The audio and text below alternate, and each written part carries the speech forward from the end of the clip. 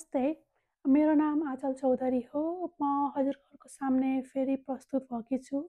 मलाई सेरा स्पेस र ब्लू ओरिजिनको अन्तरिक्ष यात्री प्रोग्राममा मलाई नेपालको पहिलो अन्तरिक्ष यात्री बनाउने अभियानमा सहयोग गर्नुहुने हरेक नेपाली दाजुभाइ तथा दिदीबहिनीहरूलाई धेरै नै धन्यवाद दिन चाहन्छु। मैले लगाएको यो सर्ट चाहिँ डोनर टी सर्ट हो, नासाको डोनर टी सर्ट हो, जुन चाहिँ स्पेस सिटी तिर बस्ने मान्छेहरूलाई प्रोभाइड गरिन्छ। Do have one of the rarest blood types, so I keep donating blood to give back to the community. So let's get to the topic right now. आज चाहिँ म हजुरलाई स्पेस स्टेसनमा हुने ल्यापटप्सको कुरा गर्न लागेको थिएँ, तर I got some interesting current affair topic. So this is a post from NASA's Johnson Space Center, which is in Houston.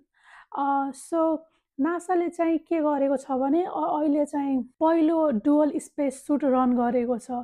त्यो चाहिँ टेस्ट चाहिँ एनबिएल ल्याब।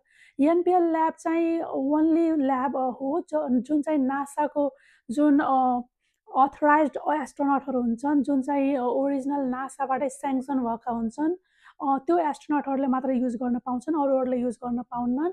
सो यो स्पेस सुट चाहिँ वर्ल्डकै सबसे एडभान्स स्पेस सुट हो, अहिलेकै सबसे एडभान्स स्पेस सुट हो, जुन करेन्ट जेनेरेसन पनि होइन, लाइक इट्स फ्युचर जेनेरेसन।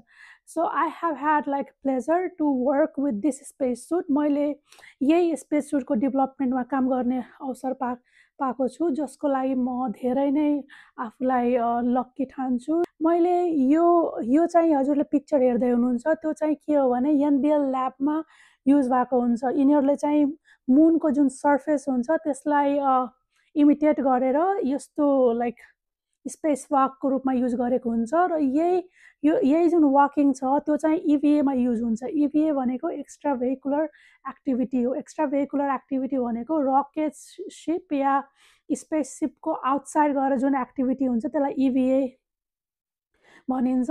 अनि यो प्र्याक्टिस चाहिँ स्ट्यान लभ र लोरल ओहाराले गर्नुभएको हो, जुन चाहिँ नासाको अफिसियल एस्ट्रोनटहरू हुन्। यो ट्रेनिङले चाहिँ के हेल्प गर्छ भने यो जुन फ्युचर जेनेरेसन जुन स्पेस सुट हो, वर्ल्डको सबसे एडभान्स स्पेस सुट अहिले जुन प्रेजेन्ट छ, त्यसले अमेरिकाका एस्ट्रोनटहरूलाई भविष्यमा गएर चन्द्रमामा हिँड्न सहयोग गर्नेछ यसले। र यो चाहिँ मानवताको लागि लाइक आधी शताब्दीपछि चन्द्रमामा रिटर्न हुनेछ र यो चाहिँ एउटा आर्टेमिस मिसनको एउटा पार्ट हो। सो हजुरहरूलाई मैले आज एउटा करेन्ट अफेयरको बारेमा जानकारी दिएँ र मेरो